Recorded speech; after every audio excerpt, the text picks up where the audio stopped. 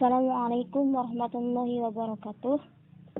Saya Risnawati sebagai pemateri pertama. Di sini saya akan memaparkan materi tentang pengertian perkawinan. Perkawinan pada hakikatnya adalah ikatan lahir dan batin antara seorang laki-laki dan perempuan untuk membentuk suatu keluarga yang kekal dan bahagia. Dan pengertian perkawinan menurut ketentuan pasal 1 Undang-Undang Nomor 1 Tahun 1974 tentang perkawinan menyebutkan bahwa perkawinan adalah ikatan lahir batin antara seorang pria dan seorang wanita sebagai suami istri dengan tujuan membentuk keluarga atau rumah tangga yang bahagia dan kekal berdasarkan ketuhanan yang Maha Esa.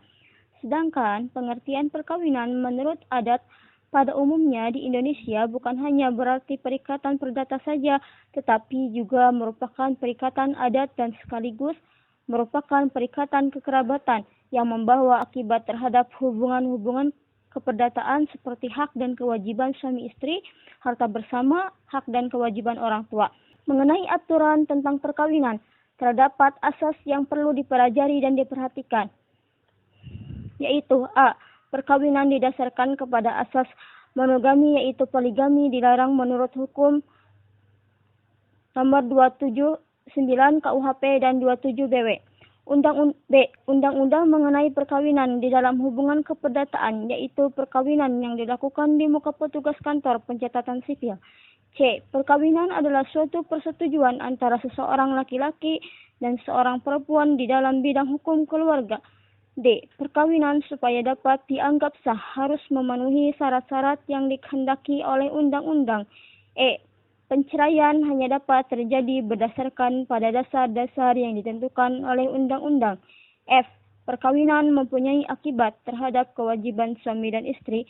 G. Perkawinan merupakan dasar terwujudnya pertalian darah, keturunan, dan hal ini melahirkan hak dan kewajiban di antara mereka yang termasuk di dalam lingkungan keturunan itu. H. Perkawinan mempunyai akibat di dalam bidang kekayaan suami istri. Sekian dan terima kasih. Datang makan. Saya Agisna Kautsarani akan memaparkan materi tentang syarat-syarat perkawinan. Menurut hukum adat, pada dasarnya syarat-syarat perkawinan dapat diklasifikasikan sebagai berikut. Yang pertama ada mas kawin. Mas kawin sebenarnya merupakan pemberian sejumlah harta benda dari pihak laki-laki kepada pihak perempuan dengan variasi sebagai berikut. Yang pertama ada harta benda tersebut diberikan kepada kerabat wanita, dengan selanjutnya menyerahkan pembagiannya kepada mereka. Selanjutnya secara tegas menyerahkan kepada perempuan yang bersangkutan. Dan yang terakhir ada menyerahkan sebagian kepada perempuan dan sebagian kepada kaum kerabatnya. Yang kedua ada pembalasan jasa berupa tenaga kerja. Biasanya merupakan syarat di dalam keadaan darurat.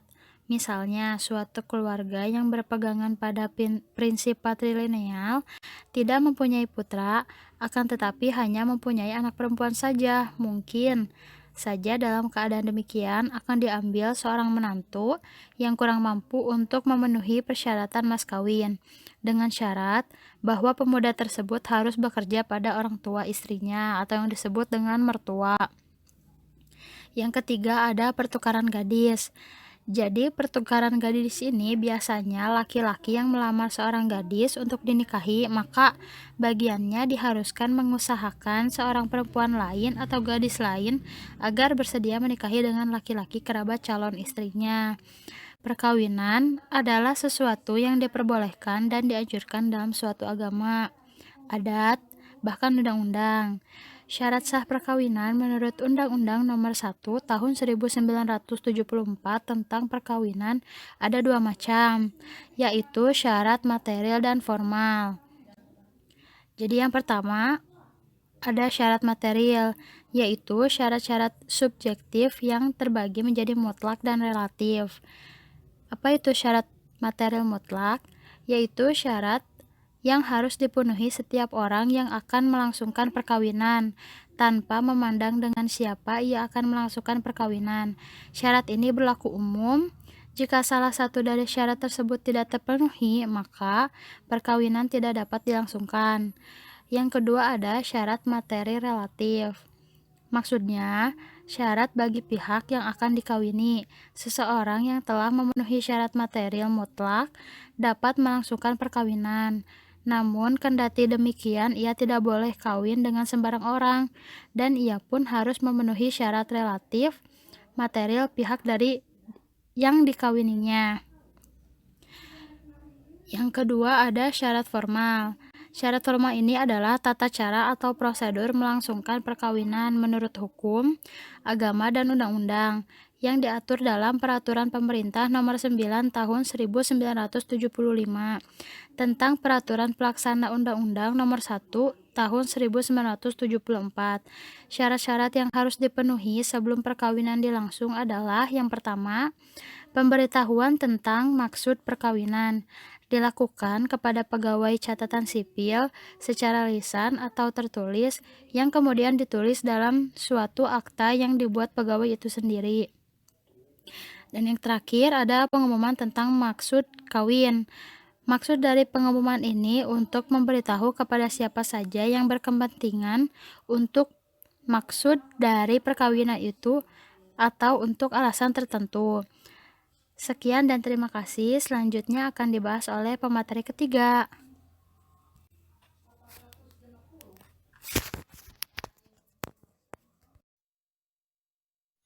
Halo teman-teman, saya Dharma Sevagulong. Di sini saya akan memaparkan materi tentang bentuk-bentuk perkawinan hukum adat. Secara sederhana di Indonesia dapat dijumpai bentuk perkawinan adat antara lain, yaitu 1. Bentuk perkawinan jujur. Kawin jujur merupakan bentuk perkawinan di mana pihak laki-laki memberikan jujur kepada pihak perempuan. Benda yang dapat dijadikan sebagai jujur biasanya benda-benda yang memiliki kekuatan magis. Pemberian jujur diwajibkan untuk mengembalikan keseimbangan magis yang semula menjadi goyah. Oleh karena terjadinya kekosongan pada keluarga perempuan yang telah pergi karena menikah tersebut. Perkawinan tersebut dapat dijumpai pada masyarakat patrilineal, baik yang murni maupun beralih-alih. Ciri-ciri umum perkawinan jujur adalah patrilokal, artinya istri wajib bertempat tinggal di kediaman suami atau keluarga suami.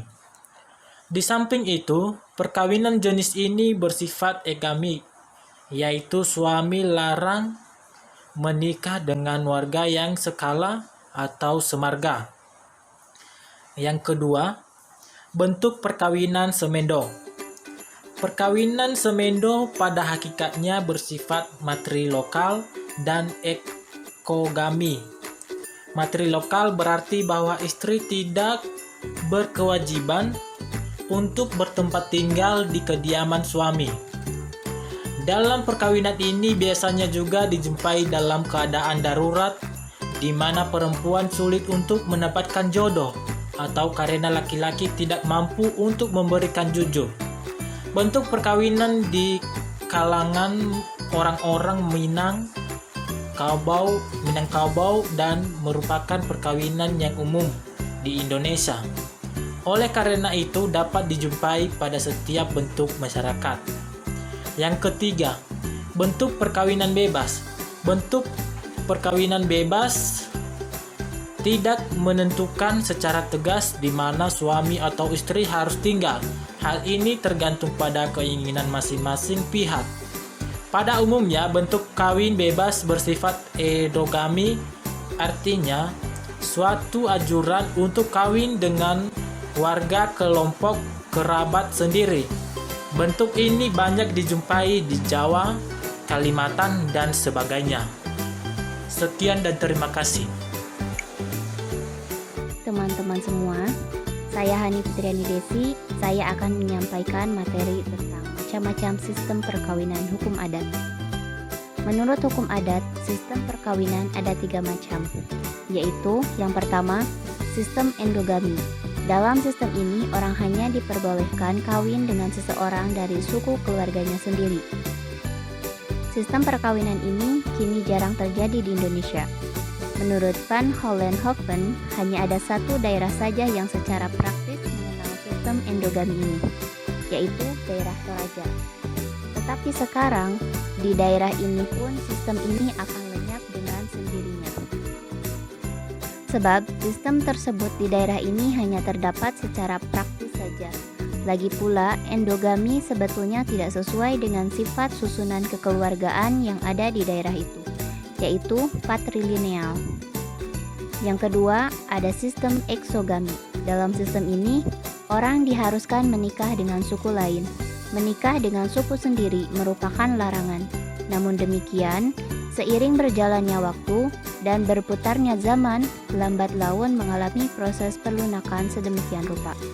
Sehingga larangan perkawinan itu diperlakukan hanya pada lingkungan kekeluargaan yang sangat kecil saja.